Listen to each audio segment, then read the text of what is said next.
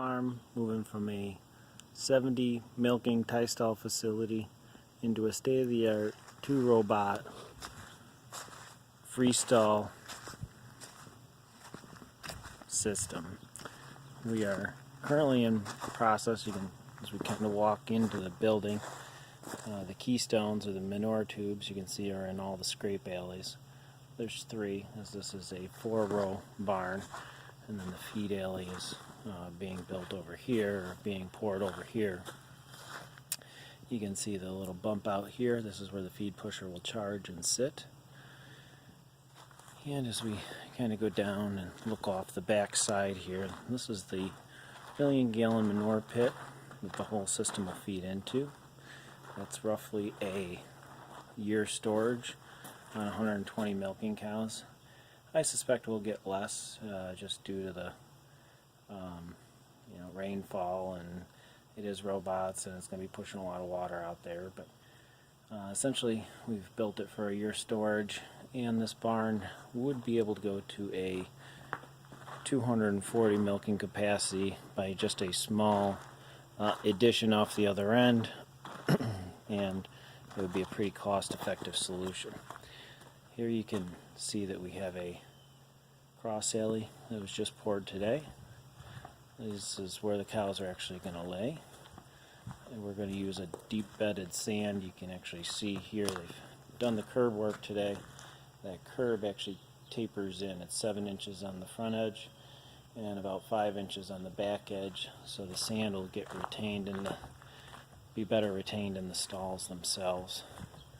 They've poured all the keystone areas, and still have quite a bit of pouring to do, but certainly a lot closer than they were just a couple weeks ago. Another cross alley. The difference here is this one's a little bit wider. It's going to have a big water station here. Stainless steel waters that tip to clean. You can dump them and clean them right out. You look across the way, that same is going to be over there, the same crossover. But you can see they're working their way across the barn. These are the little rebars that were put in to get ready for the curb pouring. Over here they've got framed up the feed alley curb. It's about knee high, so the cows, once they end up getting in there, they're obviously going to be in headlocks, and we're doing headlocks the full distance. You may not be able to see it, but this is recessed concrete down about an inch, 3/4 of an inch, because rubber matting, gable belting is going to put in about 6.5 feet of rubber for the cows to stand on while they eat, to be a little bit more comfortable. Here we have the cross alley that was poured. Now this is going to be the dividing line for the milking cows. They're going to be on this side. The dry cows are going to be on this side. We're going to have capacity for about 25. And they're going to be able to roam around that end of the barn. And then there's going to be 4 box stalls, and one that could actually turn into a box stall if needed. There's going to be calf pens over there. A lot to take shape over there yet, but it's coming together. They're kind of working their way down to this end of the barn. Continuing down the barn, and this is where the manure tubes will end up coming out. There's another water over here that needs to be installed along with the cross alley. But right here you see the scrape out to the manure pit, which they've started framing up.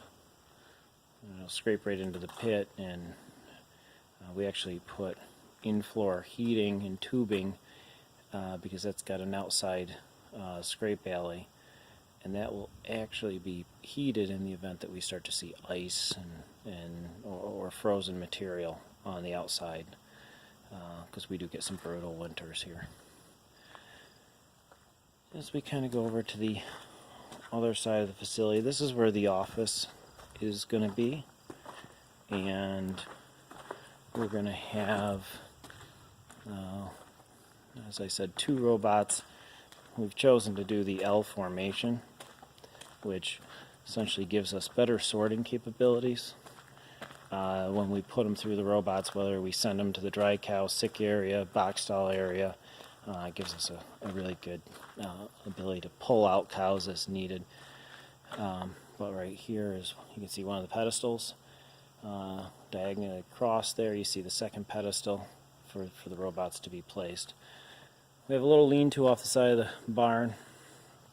That lean-to is going to have where we store chemicals for cleaning everything. You can see above that, the lean-to, there's an open air area. We're going to have a small curtain, but this whole facility is going to use curtains. So in the summertime, you're going to get a lot of natural ventilation. We're going to have 22 fans positioned around the barn. They're going to be on these posts. We're going to put in posts on this side, but every 40 feet on spacing, we're going to have a 51-inch fan that's their variable speed and soft start. So highly energy efficient and provide the amount of airflow that you need. And hopefully, because we built this on a hill, that we get a lot of great natural ventilation and don't need fans nearly as much. But we've heard about in this most recent heat wave where we've been experiencing 100-degree days and awful humidity, we've had significant milk loss and drop because of that. Cows just not wanting to eat or drink or eat and just being lazy. So we've heard through properly ventilated barns with a lot of open air, milk loss was very minimal, if at all, in that most recent heat wave. So we're hoping this is going to give the girls a really good opportunity to have a nice, relaxing lifestyle, do what they want when they want in the robots, but really nice climate control in here.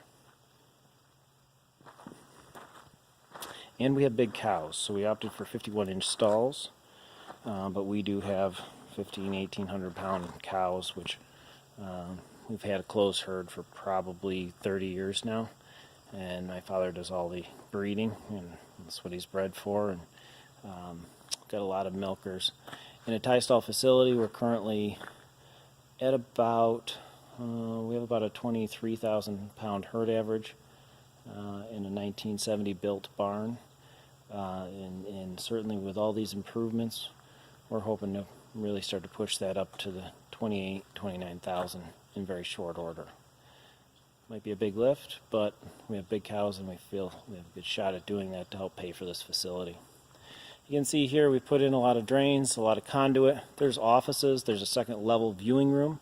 So we've gone with a 16-foot ceiling here, and so we're going to be able to view cows from a balcony up. You probably can't see it really well here, but there's going to be a balcony here. We're going to be able to step out. My dad's 71 years old. He's going to be able to step out and enjoy what he enjoys, and that's watching cows and making sure they're all in good order and good shape and good health and happy and making milk. But there will be an upper office area that's nice and relaxing and a nice place to spend some time. The lower office is going to be what's called the dirty office. You can go directly from the barn into it, and that's where the computers will sit. And there's also going to be cameras, 8 cameras to keep an eye on the facility, whether it be the robots, the cows, people potentially entering the facility that shouldn't be in the facility. We're just going to make sure that we keep good eye on what's going on with the girls up here.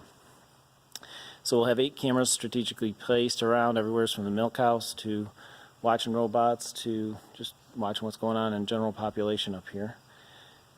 And we'll have a bathroom, we'll have a milk house. We've opted to go with a 6,700 gallon bulk tank, which is absolutely enormous. I haven't seen it yet, but our 1,000 gallon is being picked up every day, which is very expensive for the milk company, from the milk company.